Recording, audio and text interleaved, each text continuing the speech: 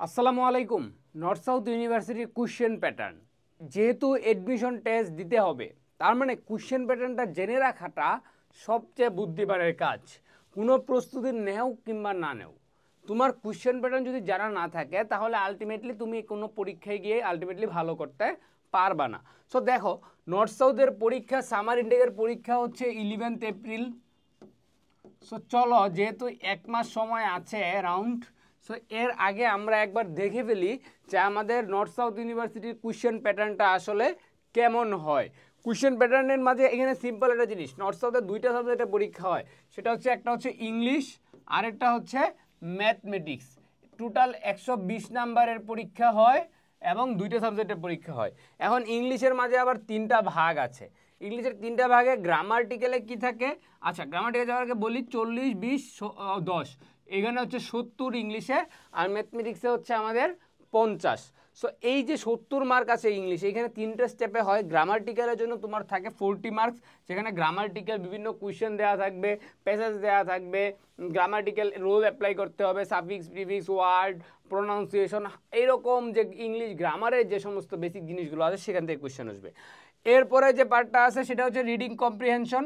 Reading কম্প্রিহেনশনে 20 mark আছে। এটাতে কি করা হবে, একটা সিন প্যাসেজ দেওয়া থাকবে, একটা প্যাসেজ দেওয়া থাকবে, সেই প্যাসেজ থেকে তোমাকে 20টা কোয়েশ্চেনের আনসার খুঁজে বের করতে হবে। এটা অনেক সময় দুই ভাগে দেয়, অনেক সময় এক ভাগেও দিয়ে থাকে। তারপরে যেটা মোস্ট ইম্পর্ট্যান্ট নর্থ সাউথ কিংবা যে কোনো প্রাইভেটের জন্য, সেটা হচ্ছে এই এসে রাইটিং। এসে রাইটিংয়ের জন্য 10 মার্ক। এই 10 মার্ক দেখে সেরা যদি এটাকে মনে করো যে সিম্পল, তাহলে কিন্তু সিম্পল না।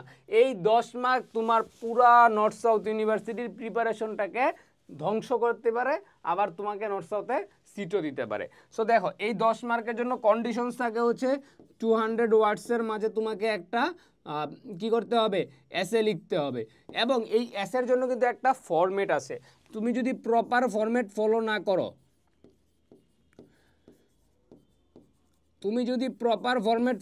করো, তাহলে কিন্তু তুমি নর্থ সাউথের এই এসে রাইটিংয়ের 10 মার্কের মাঝে একদমই লয়েস্ট মার্ক পাবা, যা তোমার চান্সটাকে একদমই শেষ করে দিবে। তাই এই এসে রাইটিংয়ে সবচেয়ে বেশি ফোকাস থাকতে হবে, কারণ গ্রামার আমরা সবাই জানি, রিডিং কম্প্রিহেনশন যদি আমরা একটু মাথা খাটাই তাহলে আমরা কি করতে পারবো, আনসার করতে পারবো। বাট এই এসে রাইটিংয়ে আমাদেরকে সবচেয়ে বেশি ফোকাস দিতে হবে, প্রচুর পরিমাণে প্র্যাকটিস করতে হবে।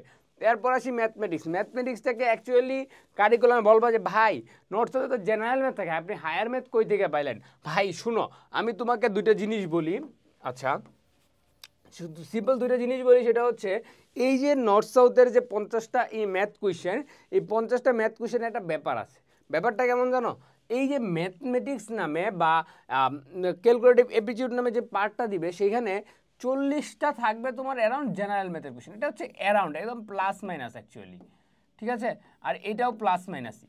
সো প্লাস মাইনাস 40টা কোয়েশ্চেন কেন থাকবে? যারা ইঞ্জিনিয়ারিং ডিপার্টমেন্টের বাইরে পরীক্ষা দিবে, মানে অ্যাজ ইউজুয়াল সবার জন্য এই 40টা, তাদের কিন্তু যাচাই হবে এই 40টা কোয়েশ্চেন দিয়ে। কিন্তু ওই যে এখন দেখতেছো না, যদি লাস্ট ইয়ারের কোয়েশ্চেনের কথা অ্যানালাইসিস করো, শুনো, যেহেতু কোয়েশ্চেন পাওয়া যায় না, বাট শুনছো তো, শোনার পরে দেখবা যে কিছু কোয়েশ্চেন আসছে অনেক হার্ড, পারতেছে না, ইঞ্জিনিয়ারিংয়ের স্টুডেন্টদের মাথা নষ্ট হয়ে যাচ্ছে।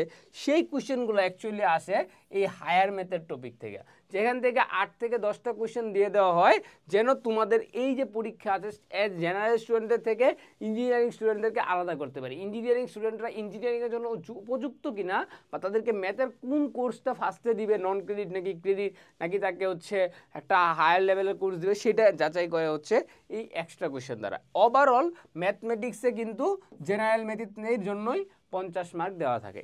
এই হচ্ছে আমাদের নর্থ সাউথ ইউনিভার্সিটির জন্য ওভারঅল কোয়েশ্চেন প্যাটার্ন। আর এই কোয়েশ্চেন প্যাটার্নের অনুযায়ী তোমাদের পরীক্ষায় অংশ নিতে হবে। এবং এই যে বললাম, আবারও বলতেছি, আবারও মেনশন করতেছি, এসএ রাইটিংয়ে ভালো করতে না পারলে নর্থ সাউথে তুমি কখনোই চান্স পাবা না। দেখা হবে বিজয়ে। আসসালামু আলাইকুম।